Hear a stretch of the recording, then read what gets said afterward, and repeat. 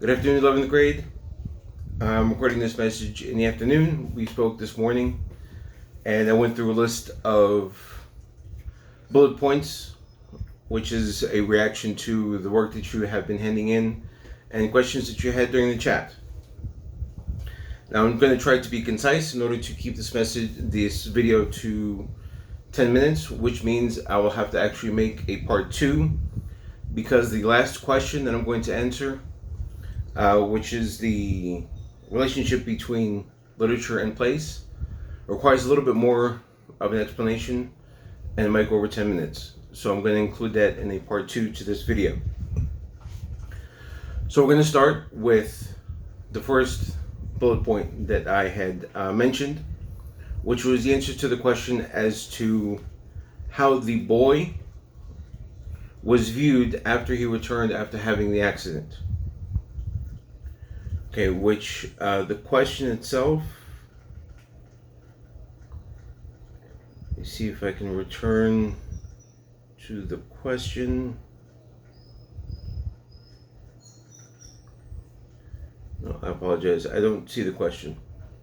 The answer, however, is in paragraph 4, between pages 411 and 412. And the sentence reads, "But when he came home the next week, alive, renowned, and appeared in church, all battered up and bandaged, a shining hero, stared at and wondered over by everybody, it seemed to us that the partiality of Providence for an undeserving reptile had reached a point where it was open to criticism." Now, what you want to take from that sentence is the fact that he came home a shining hero, right? He might have been other things. He might have been battered. He might have been bandaged. But the perception from others was that he was a hero, right? He had done things that they had only wanted to do at that point, right? He had accomplished something that they had not been able to accomplish, whether it be through age or circumstance, regardless. He did something that they had wanted to do, which gave way to admiration. And when he returned after being, I guess, quote unquote, successful, he returned home a hero, right? So that is the takeaway from that sentence. Number 2, a couple of you mentioned the narrator as being Twain and interchanged Twain with narrator, Mark Twain with narrator. Now, I just want to make this important distinction. I'm not indicating in any way that it was wrong to do that, but I just want you to be careful in doing so, because in the story, at least within the excerpt that we read in class, or that we read as part of the class, it never mentions the narrator's name. It just says the boy, or I, right? The person who is speaking is Twain, but he never gives a name. He never says, "I am Twain," or he never has a conversation with someone who calls him Mark or calls him Twain. So we want to avoid, in referring to him as Mark Twain, we want to refer to him as the narrator, unless it indicates otherwise. In this particular instance, as I mentioned, it's not going to be wrong, but it can be under other circumstances similar to this. So it is an important distinction to make, and it is something that you want to take into consideration when answering the question, where you only want to call him Twain when you're talking about the writer, and you call him narrator when you're talking about the person who mentioned something in the story, right? It's going to be a different plane, something we've discussed in class, a different plane of existence. The narrator the author is level with us in reality, in the real world. But the story is on a different level, right? And the narrator is up here, and Twain is not the narrator. Unless it's specifically mentioned that they are one person, but they're still on a different level. And it is something that a lot of times it is hard to conceive in that fashion. But to simplify it, whenever we talk about a narrator, we're not talking about the author, we're talking about the narrator. Two different things. Then when you have a question that asks you, what do you think about this action? What do you think about what this person said?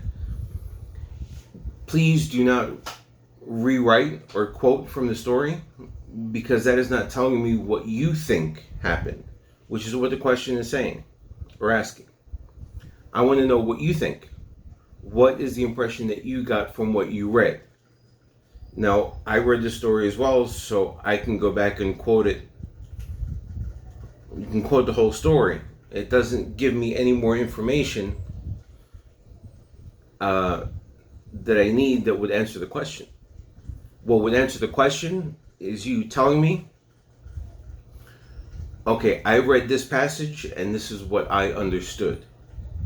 If you're able to do that, then that's what we're looking for. That's gives me an understanding that you're actually absorbing the information that the author wants to give you. You're interpreting the conversation. You're actually understanding and evaluating the descriptions and the moods and the feelings and everything that the narrator and the author are trying to convey within the text of the story. And that is going to be filtered through you as the reader, and that filter is where the answer is going to come from, not from the story itself. So make sure that you answer the story according to your interpretation from your words, not the author's, please. Another thing we want to mention is the question about the jobs that Mark Twain mentions that he could get, or the narrator in this instance, on the boat. We do want to be very specific in mentioning that if you notice the perspective in which he answers the question or in which he describes the positions, he never mentions about what the job actually entails, the tasks that he would have to do in those jobs. He focuses more on the vanity of it. He's being vain in saying, look at how people will view me when I have this position. He's not worrying about the hard work, although it is important to mention it's not that he isn't willing to do the hard work. It's not that he's not capable of doing the hard work.